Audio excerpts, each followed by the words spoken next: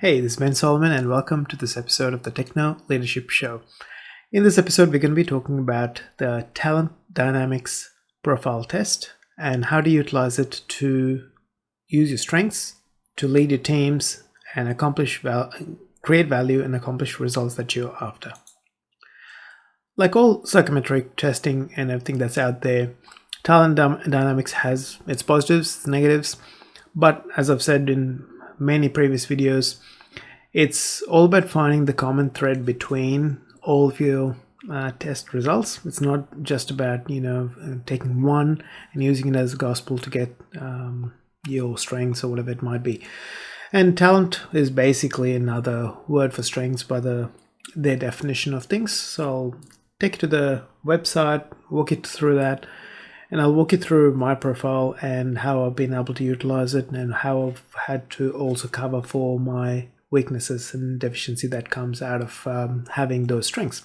Each thing has its positive and its negative. Utilize your strengths, leverage it as much as you can, and also find ways to mitigate weaknesses either with team that you may have, or if you don't have a team and you're on your own, by building up skills, by finding other initiatives and things that you can put into place to help you achieve those goals. So without much further ado, let's go to this screen here. There we go. Cool. So Talent Dynamics, it's tdprofiletest.com is their website. So if you go in there, they talk about the 8 Talent Dynamics profiles, which is pretty much a mirror image of Roger Hamilton's Wealth Dynamics, which is for entrepreneurs. So the Talent Dynamics is for organizations and for employees working in organizations to see where your highest value creation is. That doesn't mean you're stuck in one thing. It just means you find your highest value creation and your second and third highest value creation opportunities. And in most cases, if you're more than one person in a team, there's potentially others who have other skills that you can all work together and find flow that creates immense amount of value for the business that you're working in. So here we are. Creator is someone who initiates things as a visionary. Star is someone who's vocal about things and is a promoter of new ideas. Supporter is someone who's very relationship focused. Deal maker is someone who goes out there and brings in the moolah, so to speak. Trader is more observant. Accumulator is very careful about things and makes sure things are done a certain way. So they're fantastic in bureaucratic large organizations. A lord is someone who's very organized, very controlling, and which means most of the time the lord style people are attracted to financial careers like CFOs, financial controller, that sort of roles. So accumulators. And no matter where you're in this whole spectrum, understanding who you're dealing with also means you can present value to them in a way they understand. So someone who's a creator has a tendency to, show value up here in big picture thinking.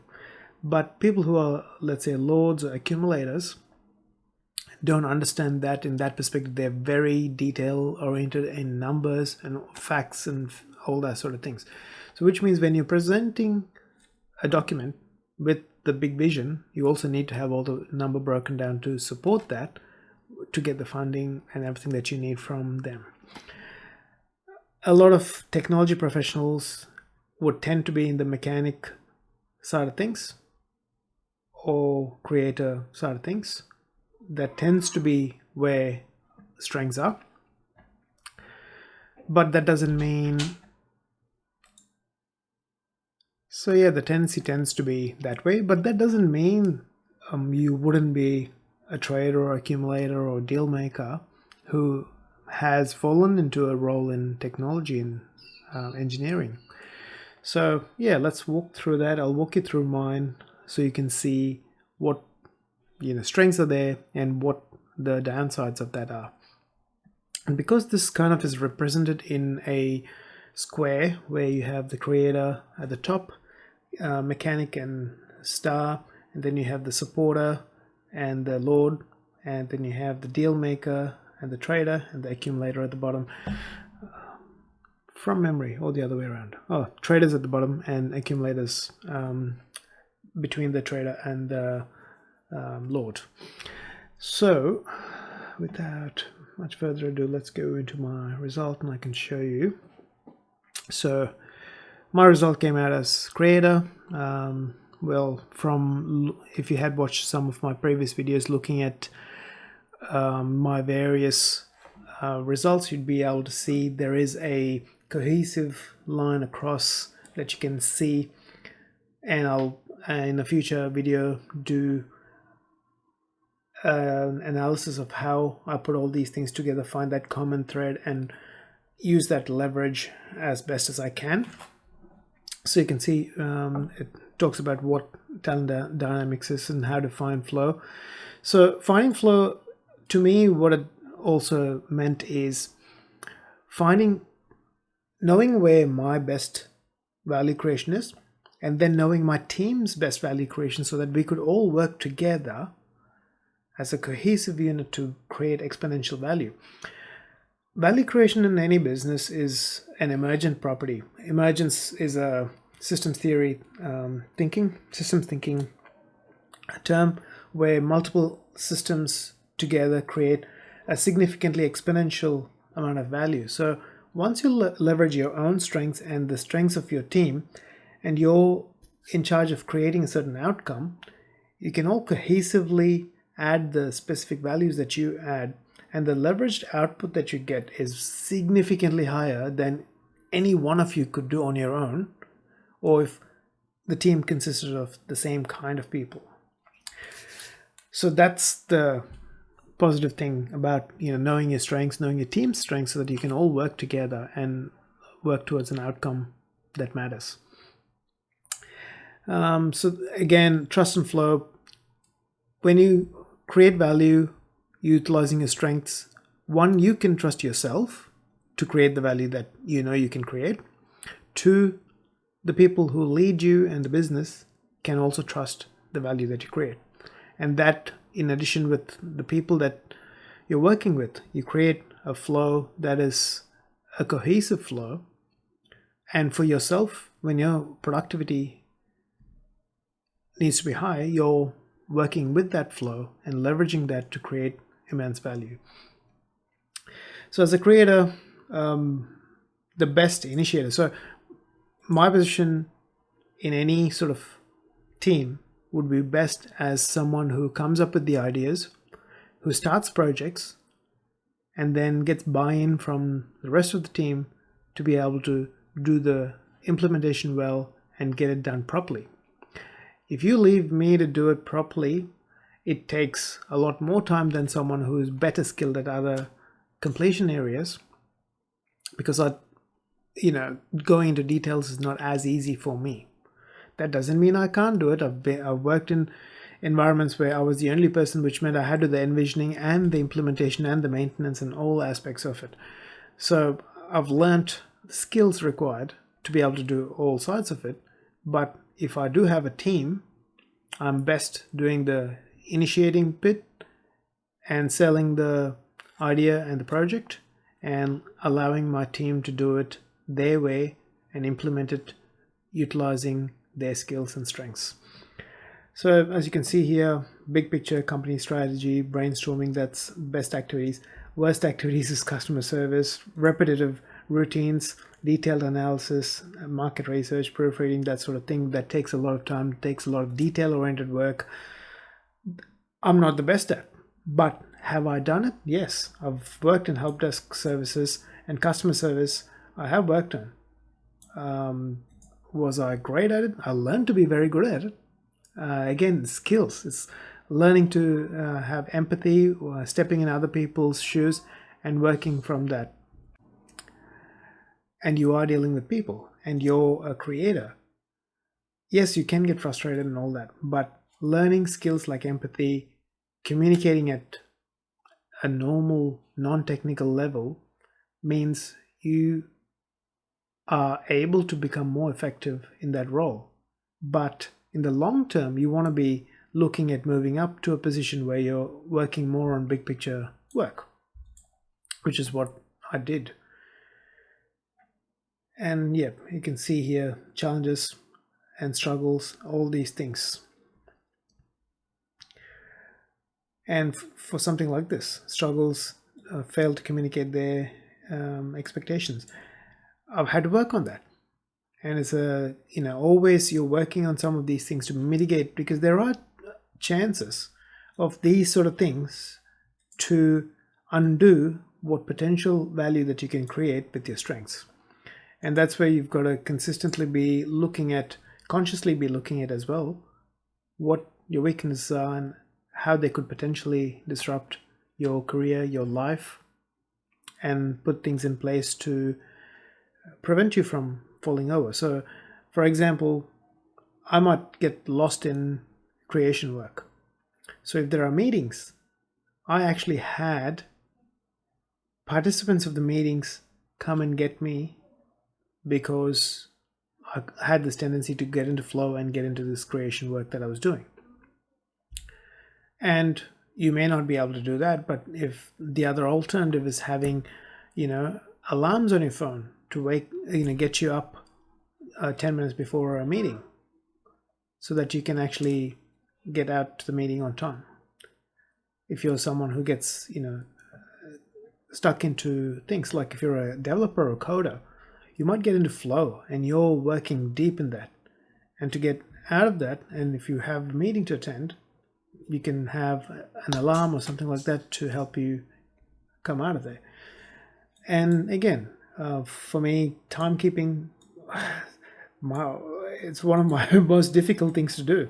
So when we run meetings, even though I was the convener of the meeting and running the meeting, I had to get one of my team members to do timekeeping and ensure that sometimes we were on track, because easy for us to get into the strategic side of things and completely lose track of the meeting. And then taking time with everyone in the team. This is something I was able to cultivate fairly well as someone who was more a coach leader. So I would have one-on-ones with my team members on a fairly regular basis. I wish I could have had a lot more of that. But yes, we were in a very busy environment, very difficult to get time to do those sort of things, but we still did manage to do those sort of things. So from that perspective, I was able to work with people, do one-on-ones, and we had daily stand-ups, things that helped me keep in touch with everyone and find out where they were at, so that I could unblock and be the person who unblocks their path to success as their leader. So, these are things that I had to put in place to be able to be more effective, utilizing my strengths at the same time mitigating the weaknesses of my strengths. And this is another thing. As someone who has creator as the primary value creation, I can easily create chaos. And in a big organization where we had thousands of users that we were supporting, that is not quite acceptable. So understanding that meant I could put in things in place that I didn't create chaos. And I could test things on the side. Like I would do a lot of the projects, I'll do it in a small scale in my home environment, test it out, and then implement it on a graduated scale so that we could do the big project in a way that it doesn't impact the whole environment. So knowing that I could do it. If I didn't know this was my thing, I'd have probably created massive amounts of chaos. So and this also gives you how you lead best, how you communicate best, and how you get into flow to do work, so you can get the most out of your strengths. It also gives you a leadership strategy, which helps you figure out how to lead your team well. And then the secondary profile gives you your strengths and weaknesses. It doesn't give you these things. Would have been even more beneficial, I think, at least personally, but at least they give you this so you know what's your best activity, worst activity. And then that's my secondary, tertiary probably profile as such. So that's basically because they have, this is their system. Creator sits up here, stars there, mechanics there. So usually it's whatever. If you're a star, for example, creator and supporter are your other two, the secondary profiles. If you're a trader, for example, deal maker and accumulator are your profiles. And what happens in this is, if you're up here, the people here, the trader, is usually fairly opposite to how you go about things. So having someone who's got some skills along here is great in your team to be able to ensure that the creation that you're creating meets the timing of the business and the right opportunities of the business. And if you have people who are more in this area in your front facing roles, that helps a lot, like in your management leadership sort of area. And then they're usually in a significantly large portion of businesses, you'd have someone in accumulator lord sort of positions who are in finance and accounting and those sort of areas. That's a higher tendency to be. But yeah, that's pretty much the TalentDynamics. It's a fantastic system there for people who are working in businesses on how you can create the best value with the skills and everything else that you have. There's different dimensions of things. So it adds leverage to the skills and experience that you have in the best way you can add value to the business. And similarly in your life, like if you know you're a dynamo creator, when people are looking for ideas, you're the best person to go to. And if you have any amount of experience with that area, you can provide more rational ideas. And if you don't have enough experience in that area, you can get information from people and you can synthesize ideas based on that. So you, again, work with your strengths and mitigate your weaknesses, and you'd be able to get a fulfilling career, enjoy your role, and create immense amounts of value for yourself and for the business that you're working for. So hopefully that's helped you out and helps you with your career, with your life and everything else. And if you liked this episode, please do subscribe to the channel by clicking on the subscribe button. And if you're listening to it on podcast, please do go to technoleadership.org and follow us there. And if there's any other questions, any other comments that you'd like to make, any other topics that you'd like to hear more about, please do leave a comment and let me know so that I can add more value into your lives.